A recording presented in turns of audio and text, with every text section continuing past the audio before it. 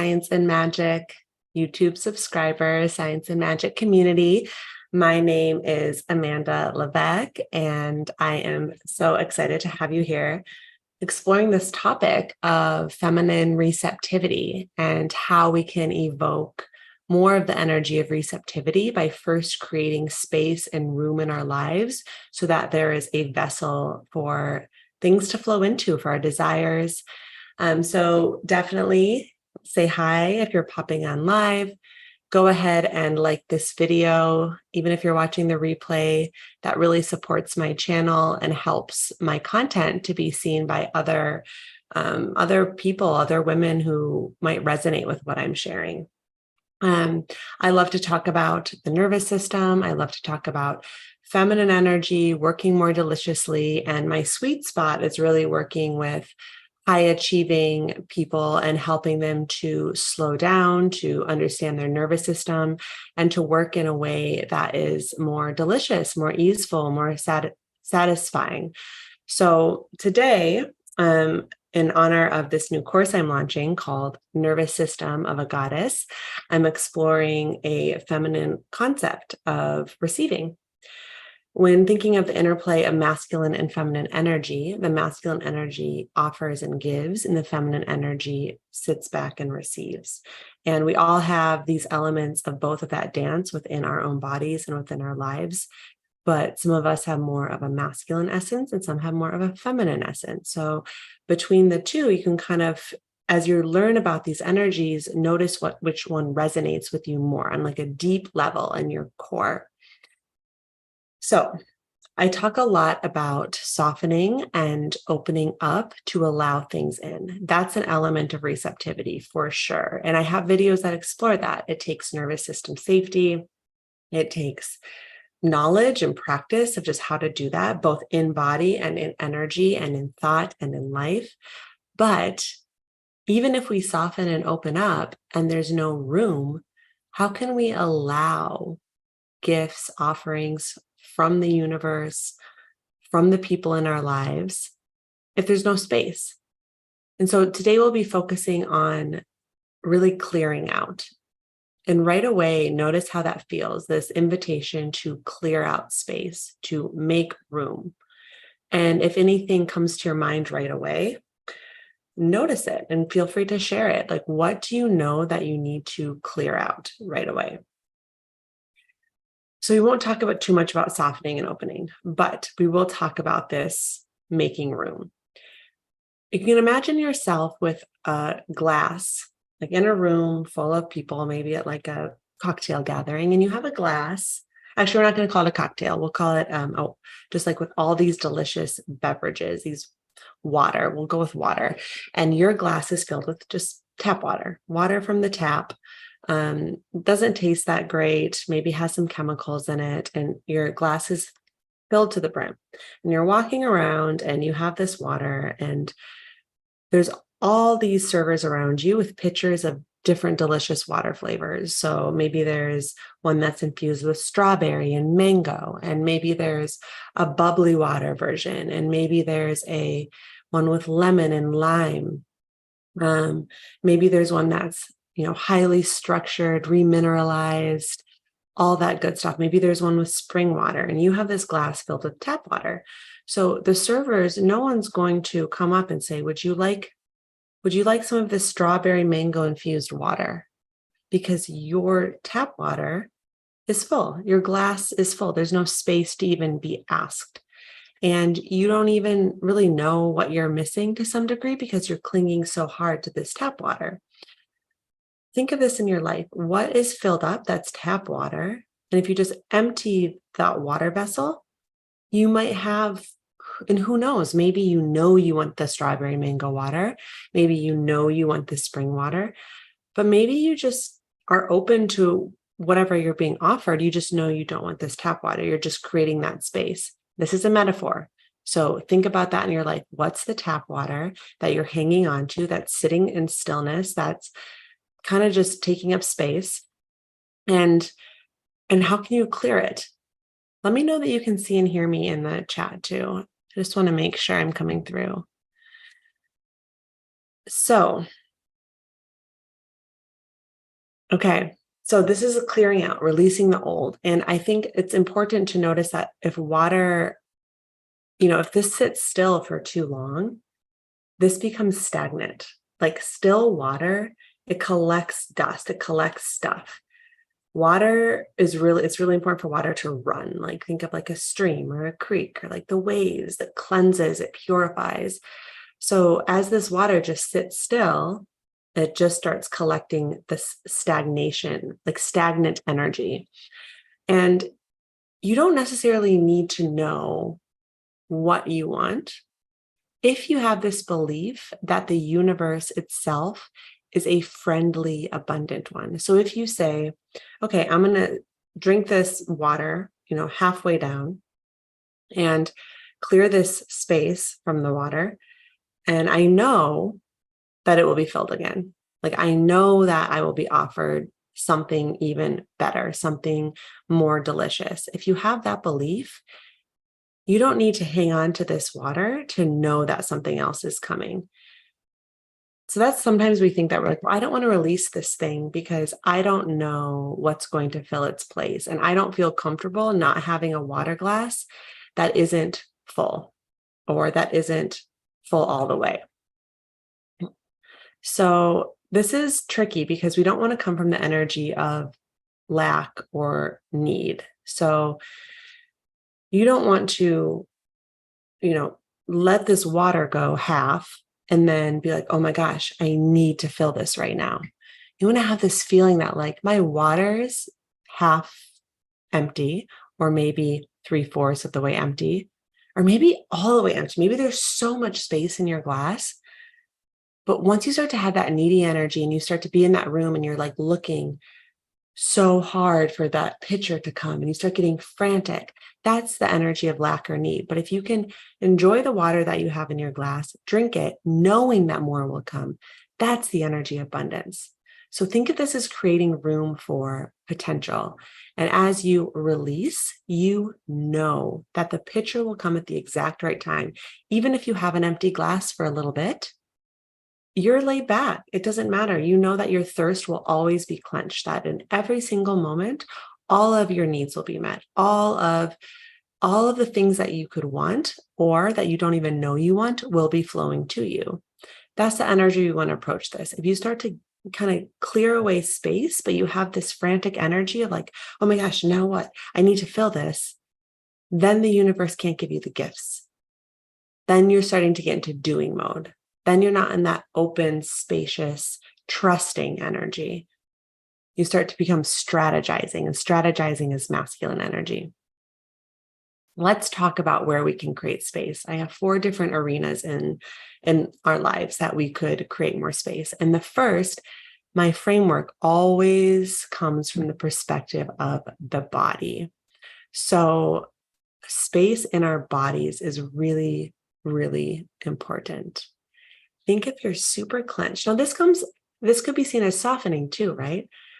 But if we're clenched in and our heart is closed and we're kind of sealed up energetically and our body is really tense, then there's not this space for energy to flow through. It becomes locked up. It becomes stagnant. And this isn't as direct as some of the other things we're going to be talking about, but my framework is always as we relate to and connect to our bodies, that connection point is emulated in our lives. So by definition, in this framework, as you create more space in your physical body, then that space will automatically flow into your life. We can do this through stretching, literally stretching the muscles, stretching the connective tissue, opening up the joints, breathing into that stretching. How good does stretching feel? It's amazing. And I know there's a block for a lot of people that are like, oh, I'm too tight. I can't touch my toes, or I'm not flexible. And there's this limiting belief around that. Doesn't matter. Any sort of stretch where you're feeling that sensation of opening is a practice in creating space in your body. So think of an area of your body that feels really tight. Oftentimes it's the back or the hamstrings, maybe the hips. And then invite a stretch in that area, every day for the next week. Even if it's like 5 minutes, stretch with it, breathe with it, be with it, open up that space.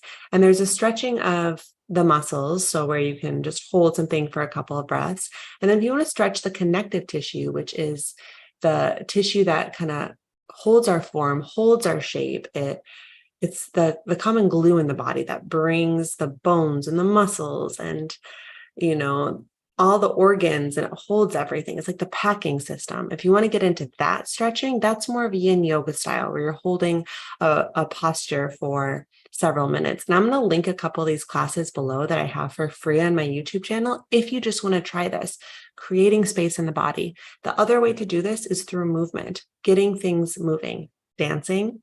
You all know I love dancing.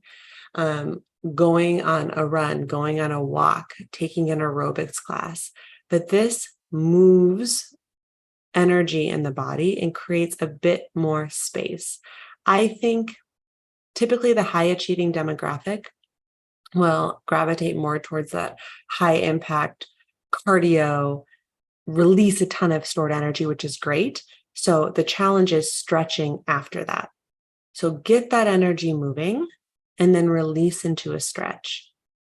This will create more space in your body. The next aspect of this is creating space in our thoughts so we can become so stuck in a certain way of thinking. Our brains are wired to reflect all of the experience that we've lived up until now. And the way that we see the world is truly how we see the world. When you look at something, the electricity flows through your neural pathways in a certain pattern that's unique to you, that creates your experience. And the thoughts that we have and the beliefs that we have about the world around us can start to become really rigid. So it can be hard to accept new beliefs of prosperity, of beauty, of joy, if the beliefs that we have are those of lack, of, like disharmony, of negativity. So first, before we even know what sort of beliefs we want to absorb, think of the beliefs that just don't really reflect how you want to live or how you want your life to be. And this can be difficult because oftentimes we're so stuck in our thought patterns that we don't even see them as thought patterns. We just see them as truth. And this is where it can be really helpful to work with a coach, work with a therapist, bounce ideas off of a friend in a support group. But if you have someone who can kind of call you out on like that, that's a belief. That's not necessarily true. Do you want that belief? And if not, how do you get rid of it? How do you release it? This starts by having mindfulness practices and noticing we're more than our thoughts. So being able to separate our consciousness from how we're thinking. And then we're like, interesting. I have this belief that there will never be enough resources for me. And this has me acting in this way. And to release those beliefs, it starts by just acknowledging that it's thought and that it's not truth. And then you can start to reroute that thinking pattern. But first, it's like, how can you release it? Just know that it's a thought, know that it's not you, know that it's not truth. And you can start writing these down. So, interesting. I have this belief that money doesn't grow on trees. I have this belief that I have to work really hard to make a lot of money. I have this belief that, and then you just start writing them down and seeing them for what they are and saying, universe, I release these beliefs, and seeing what comes true. Like, what else is true? Ask, what else is true?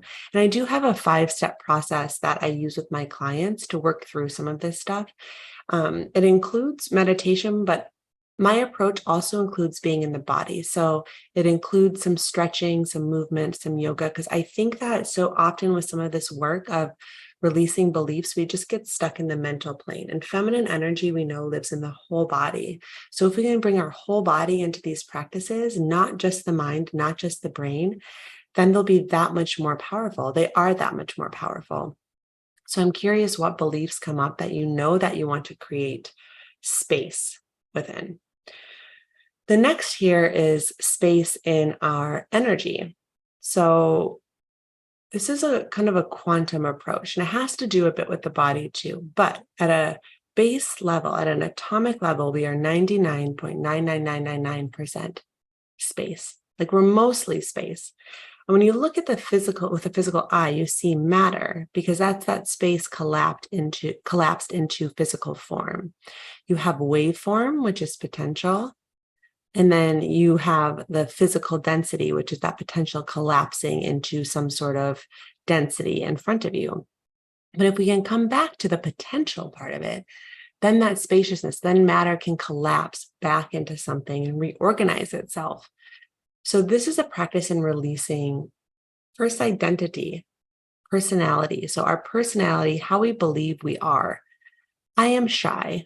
I am an introvert. Whenever you say you are something, you are creating that version of you, and you are saying that that's you. You're putting yourself into a box, and matter collapses accordingly. But if you completely release your identity of who you think you are, your personality, and you tap into spirit and potential and matter, then there's more space for that matter to be collapsed in a certain way. So when you catch yourself really identifying with a trait, and so often these traits come from like how we were raised, our caregivers projecting them onto us. So if you can release that, again, creating that consciousness and seeing these thoughts that come in of I am blank, write it down, disregard it. I am nobody, nothing, no one in particular. I am spirit. I am potential. I am open. And this creates a lot of space in your energy field for newness to come. Same thing, like as you're exploring your body, if you think of your body in these tight spaces as mostly spaciousness, then you approach them in a different way. Like if we think of tightness, like tight hamstrings as only matter, we're going to really struggle to get that stretched. But if we relate to that tight area, those tight hamstrings as 99.999% space, our perception of them starts to expand, starts to spread, if that makes sense. The other part of this is clearing space or clearing energy by clearing out physical things in our lives. This is a big one, and this can be really hard. So often the things around us hold our beliefs about ourselves, hold our identity of a certain personality. So you could just completely clear out your closet. I've done this before without having new stuff. It's a little alarming. Like, am I going to have something to wear? Like, of course you're going to have something to wear. You're going to go get something to wear if you need something to wear. But like, think of all the things in your closet that you kind of like. That are like, I'm holding on to it just because it's cute, but I've never worn it. Or I like it. I'm going to hang on to it just in case this occasion comes up. Think of in that analogy of that glass that's filled up. You're filling up a certain energy level. It's like really dense in your closet. Same thing with your room. What books do you have? What, sheets do you have? What art do you have around you? All of these things hold energy. They also hold memories. So when our eyes look at them, we associate with them in a certain way, and it snaps us into a certain reality, which is great if that's like a reality that you want to be in. But if you're looking to grow, if you're looking to expand, which I think most humans at their core level are looking to expand and evolve and grow, clearing out some of that old stuff that you just feel neutral about, that you don't like, that's been sitting there forever collecting dust, this is going to move a lot of energy. Every time that I move, I feel like I move a lot of energy because I'm rearranging my physical world, which, as we know, is mostly spaciousness, mostly energy, mostly potential. Also, in the process of moving, you're clearing out, you're cleaning. So it always feels really heavy to me, but cleansing, exhausting to move because you're moving energy. And we can do that without needing to actually move our stuff. So we could do that now. That would be something really, really clear and straightforward that you could do like today? And notice what beliefs come up when you're trying to get rid of something. Like, why is it so hard to hang on? So you can look at the beliefs. You can also notice what sensations are going on in my body as I try to get rid of this. Does your heart start to race? Do you start to, your thoughts start to dart? Does your breath start to constrict? And you can track your sensations in your body and remind yourself that you're safe, you're the witnessing consciousness. And remember that you're clearing space, you're emptying that cup for newness to come in. And the newness, the type of newness that is in alignment with the loving harmonic energy of the universe. How many people could clear out more stuff? That's what I'm wondering. Let me know, because this is just a really big thing for many of us. And the last aspect of this is space in your schedule. So a lot of us are booked from morning till night, especially the high achieving demographic. You're booked solid. So it can be really hard to think like what else could flow into your life if you're booked like that? Like, how can you create space to just float, to just be, to wander down into the park and see what flows through, to go to the coffee shop and just journal and see what strangers approach you and what synchronicities come? If you don't have time for that, you don't have any room for the universe to flow in, to work its magic, to work its wonders. So we want to create space by letting go of the activities that we just kind of like, the stuff that we're like, oh, I signed up for this because I thought it would be good for me, but energetically, it's like not giving me a lot.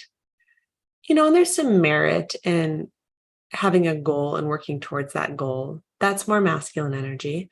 So it's having that balance of like, do I have those things in my life that I'm working towards something that might not be the most pleasurable, but do I also have space for pleasure?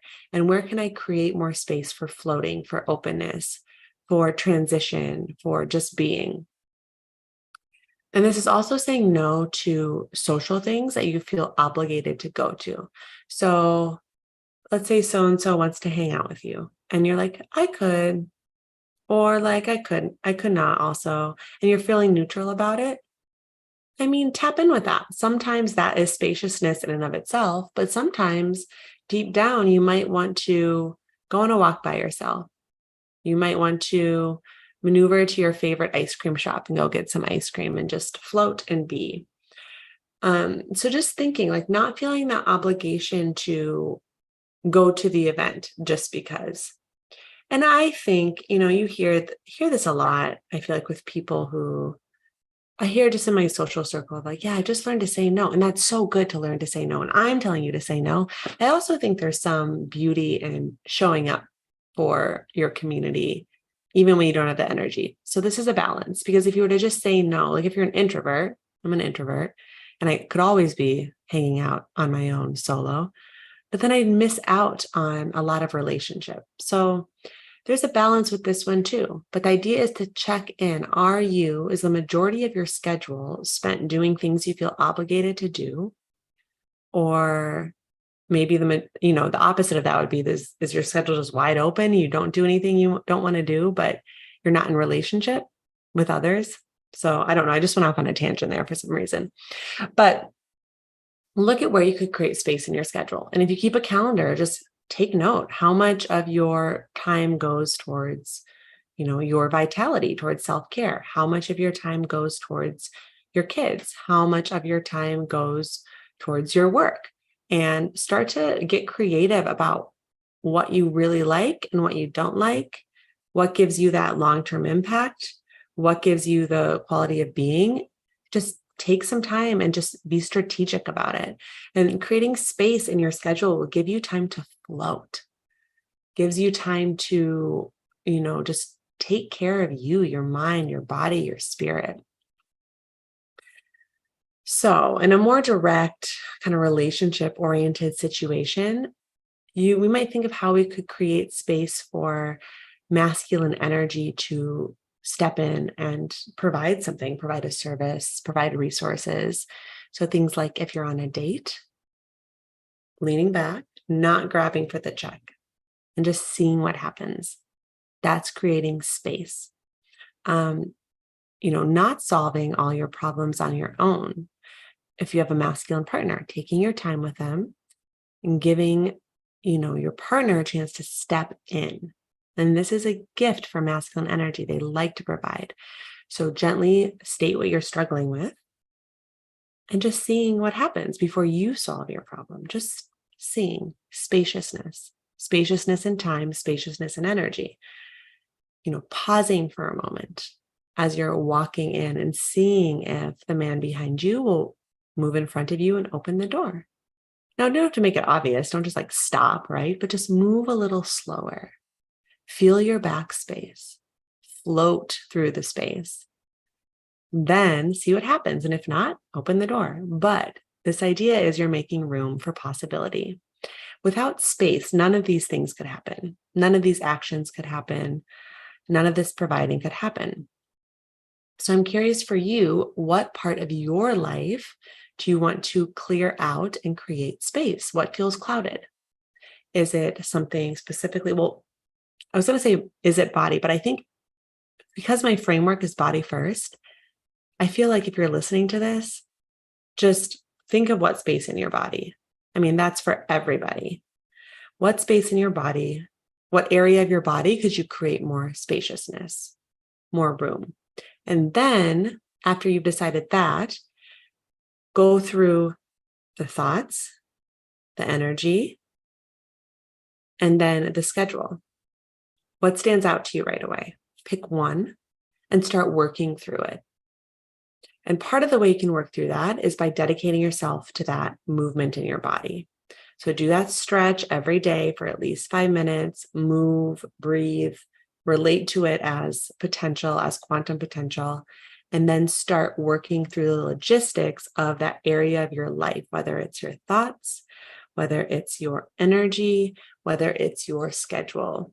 And as you do this, have the belief that the universe will fill this space with something more delicious, like that mango strawberry water, like the lemon lime water, like the bubbly water, like the spring water. So you're quenching your thirst, you're drinking your tap water, you're using the resources you have, knowing that more are always flowing in. And that's how we grow. That's as we're ingesting newness, as we're tasting newness, we keep emptying the cup so that it's filled, keep emptying the cup so that it's filled. Without that room, even if you're soft, there's nowhere for the energy to go. There's no way for the services, the resources to flow in. You can't be surprised if there's no room. So that's my message for you today.